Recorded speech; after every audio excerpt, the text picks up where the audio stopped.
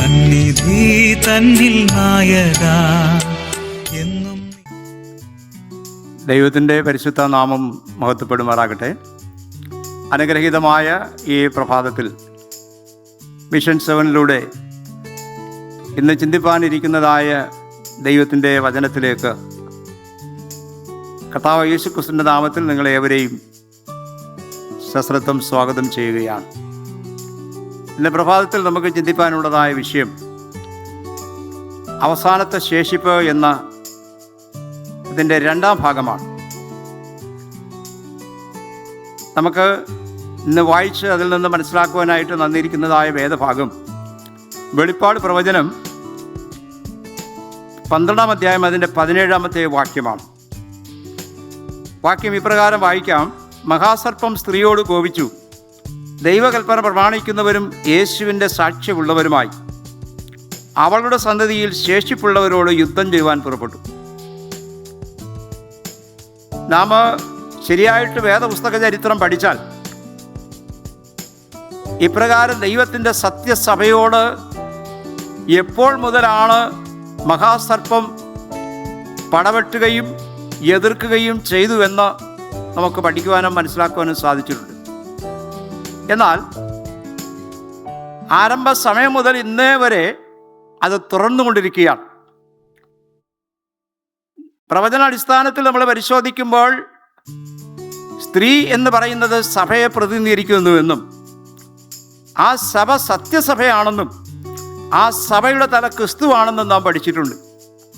എന്നാൽ വേദപുസ്തകം നമ്മൾ പഠിക്കുമ്പോൾ ഈ സഭയ്ക്കെതിരായി, സത്യസഭയ്ക്കെതിരായി ഇന്ന് അനേക സഭകൾ എഴുന്നേൽക്കുകയും അതിനെതിരായി പ്രവർത്തിക്കുകയും ചെയ്യുന്നതായ ആ വസ്തുത നമുക്ക് പഠിക്കുമ്പോൾ കാണുവാൻ സാധിക്കും.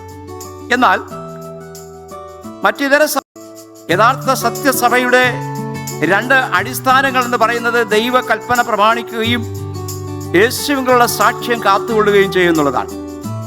നമുക്കറിയാമല്ലോ, ദൈവത്തിൻ്റെ സത്യസഭയ്ക്കെതിരായിട്ട് പ്രവർത്തിച്ചിരുന്നതായ ആ മഹാശക്തി എന്ന് പറയുന്നത് 1260 വർഷക്കാലം ദൈവത്തിൻ്റെ സത്യസഭയെ പീഡിപ്പിക്കുകയും ഉപദ്രവിക്കുകയും അനേക ലക്ഷോപലക്ഷം ദൈവത്തിൻ്റെ മക്കളെ കൊന്നൊടുക്കുകയും ചെയ്തു. എന്നാൽ അപ്പോഴും ഒരു ശേഷിപ്പ് ഉണ്ടായിരുന്നു എന്നുള്ളതാണ് ഈ യാഥാർത്ഥ്യം. ഈ പീഡനങ്ങളും പ്രതികൂലങ്ങളും പ്രതിസന്ധികളൊക്കെ അതിജീവിച്ചുകൊണ്ട് ദൈവത്തിൻ്റെ സഭയുടെ സത്യസാക്ഷികളായി ഒരു ശേഷിപ്പ് അന്നുമുണ്ടായിരുന്നു, എന്നാൽ ഇന്നുമുണ്ട്. ആ സത്യസഭയോട്, അല്ലെങ്കിൽ ആ സഭയുടെ സാക്ഷികളോട്, പ്രത്യേകിച്ച് ദൈവത്തിൻ്റെ കൽപ്പനകളെ, ന്യായപ്രമാണത്തെ പ്രമാണിക്കുന്നവരുടെ മേൽ സാത്താൻ ഈ അന്ത്യകാലത്ത് വളരെ ശക്തിയോടുകൂടെ പോരാടും, പ്രവർത്തിക്കുമെന്ന് ദൈവത്തിൻ്റെ വചനം നമ്മെ പഠിപ്പിക്കും. അതാണ് വിശുദ്ധ യോഹന്നാൻ പത്മോസിലായിരിക്കുമ്പോൾ സ്വർഗത്തിലെ ദൈവം അത് കാണിച്ചു കൊടുത്തു. മഹാസർപ്പം എവിടെയാണ് ഈ പോരാട്ടം ആരംഭിച്ചതെന്ന് നമുക്കറിയാം. സ്വർഗത്തിൽ ആരംഭിച്ചതായ അതേ പോരാട്ടം ഇന്നും ഭൂമിയിൽ തുടർന്നുകൊണ്ടിരിക്കുകയാണ്. എന്നാൽ ഇന്ന് നാം ആധികാരികമായി ചിന്തിക്കേണ്ടത് ദൈവത്തിൻ്റെ മാറ്റമില്ലാത്ത ന്യായപ്രമാണമാകുന്ന 10 കൽപ്പന പ്രമാണിക്കുന്നവരുടെ മേൽ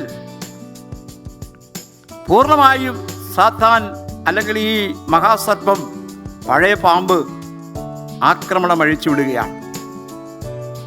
എന്നാൽ ഇന്ന് ധാരാളം സഭകളുണ്ട്, വിശ്വാസികളുണ്ട്, വിശ്വാസങ്ങളുണ്ട്. എങ്കിലും ഒരു ശേഷിപ്പ് ദൈവത്തിൻ്റെ സത്യസഭയ്ക്ക് ഇന്നുമുണ്ട്. അവർ ഏത് പ്രതികൂല സാഹചര്യങ്ങളിലും കർത്താവായ യേശുക്രിസ്തുവിനെ സഭയുടെ തലയായി അംഗീകരിച്ചുകൊണ്ട് ദൈവം തൻ്റെ സ്വന്തം വിരൽ കൊണ്ടെഴുതിയതായ 10 കൽപ്പനയാകുന്ന ന്യായപ്രമാണവും കർത്താവായ യേശുക്രിസ്തുവിലുള്ള വിശ്വാസവും കാത്തുകൊണ്ട് ജീവിക്കുന്നവരാണ്. അവരുടെ മേൽ ഏത് ആക്രമണം സാത്താൻ അഴിച്ചുവിട്ടാലും അന്ത്യകാലത്ത് ആ കർത്താവ് തൻ്റെ മക്കളെ വിടുവിക്കും, അവരെ രക്ഷിക്കും, അവരെ ചേർത്തുകൊള്ളുന്നുള്ള പ്രത്യാശ നമുക്ക് നൽകുകയാണ്. പ്രിയമുള്ളവരെ, ഈ പ്രഭാതത്തിൽ നമ്മുടെ ചിന്തയെ ഒരിക്കൽ കൂടെ നമുക്ക് ഈ ഭാഗത്തേക്ക് കൊണ്ടുവരാം. നമ്മെ ഏൽപ്പിക്കപ്പെട്ടിരിക്കുന്നതായ, നാം കാത്തു സൂക്ഷിക്കുന്നതായ ഈ വിശ്വാസം കർത്താവിൻ്റെ വരവരെയും ഏത് പ്രതികൂലങ്ങളുടെയും പീഡനങ്ങളുടെ നടുവിൽ കാത്തു സൂക്ഷിച്ചുകൊണ്ട് ഒരു ശേഷിപ്പായി നിലകൊള്ളുവാൻ, ആ ശേഷിപ്പ് ദൈവത്തിൻ്റെ സത്യസഭയുടെ അംശികളാണെന്ന് നമ്മെ പഠിപ്പിച്ചിരിക്കുക. അതിനായിട്ട് നമുക്ക് ഒരുങ്ങാം. ആ സഭയുടെ അംഗമായിരിക്കാം, ആ ശേഷിപ്പിൻ്റെ ഒരു ഭാഗമായിരിക്കാം. എൻ്റെ കർത്താവ് രണ്ടാമത് തൻ്റെ ശേഷിപ്പ് സഭയെ ചേർക്കുവാനായിട്ട് വരുമ്പോൾ ആ കർത്താവിനോടൊപ്പം നമുക്കുമായിരിക്കാം. അതിനായിട്ട് ഈ പ്രഭാതത്തിൽ സ്വർഗത്തിലെ ദൈവം നമ്മെ സഹായിക്കട്ടെ എന്ന് പ്രാർത്ഥിച്ചുകൊണ്ട് ഈ വചന സന്ദേശത്തിൽ നിന്ന് വിരമിക്കുന്നു.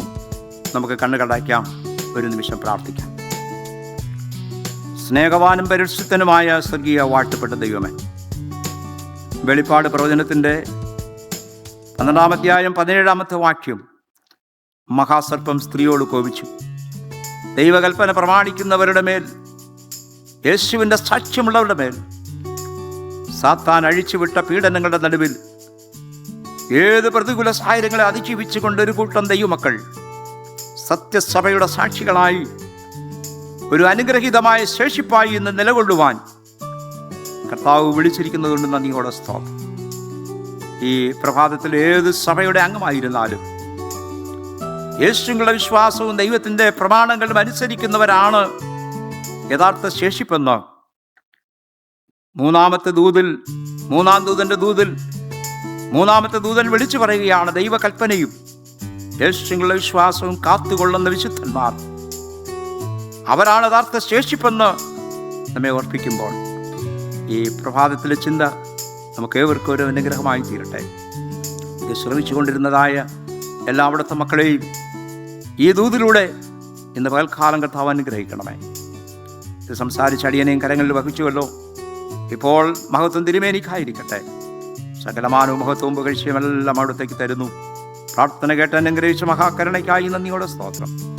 സകലത മടികൾക്കായി ജീവൻ തന്ന അരുമരക്ഷകന്റെ വലിയൊരു നാമത്തിൽ താഴ്മയോടെ യാചിക്കുമ്പോൾ നിങ്ങളുടെ പ്രാർത്ഥന ദൈവത്തോടെ കേൾക്കുമാറാകണം. കരുണയുള്ള വാഴ്ത്തപ്പെട്ട ദൈവമേ, ആമേൻ.